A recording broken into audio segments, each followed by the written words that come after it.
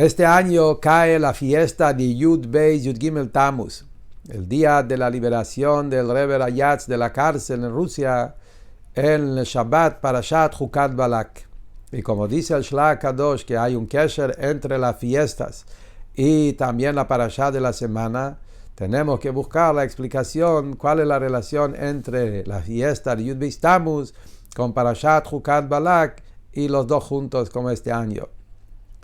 Cuando miramos en la Parashá Chukat, Chukat significa decreto, ley, algo que está por encima de cualquier entendimiento. Como sabemos de Parad Umá Bakaroja, que esto es un decreto irracional, tanto que va contra toda clase de entendimiento. Hasta como dice el Medrash, que Shlomo HaMelech dijo, todos los mitzvot entendí, también los mitzvot que se llaman Jukim, decretos, menos Parad Umá, que no pude lograr entenderla. Quiere decir que esto es la verdadera Jukat que está por encima del entender.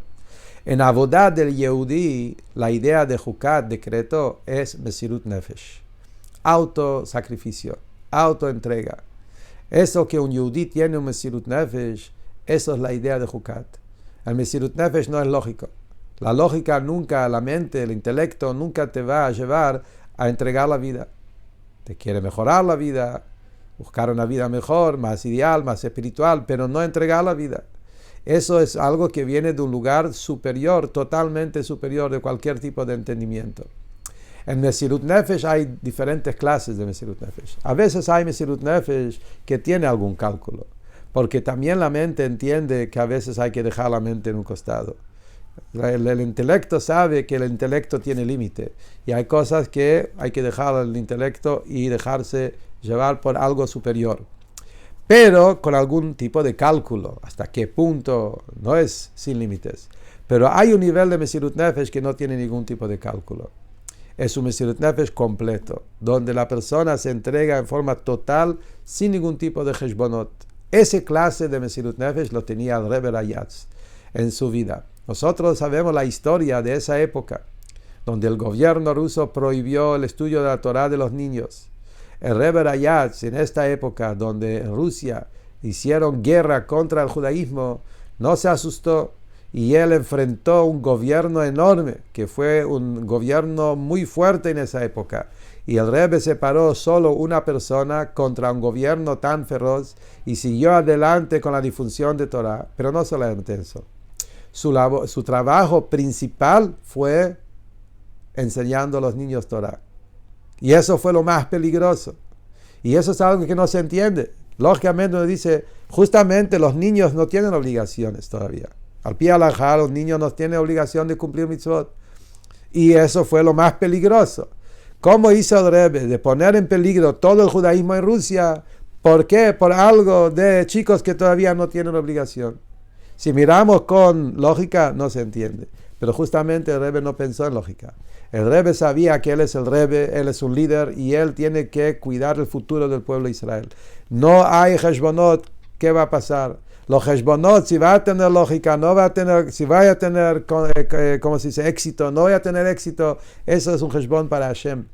Yo tengo que entregarme en forma completa, asegurar el futuro de Am Israel.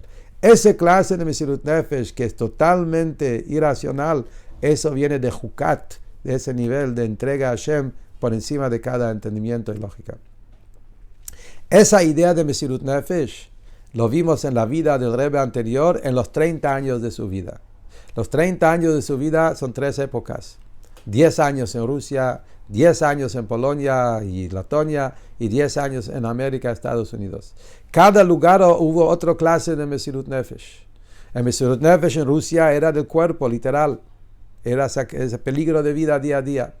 El Mesirut Nefesh en Polonia, en esta zona, era otra clase de Mesirut Nefesh. Había muchos celos, muchos partidos, mucha política, y el Rebbe tuvo que estar firme para difundir Hasidut Chabad en todas diferentes comunidades y ámbitos que no la aceptaron con tanta facilidad.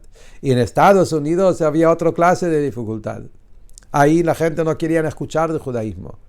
El corriente común en Estados Unidos, era imposible acá mantenerse firme en el judaísmo.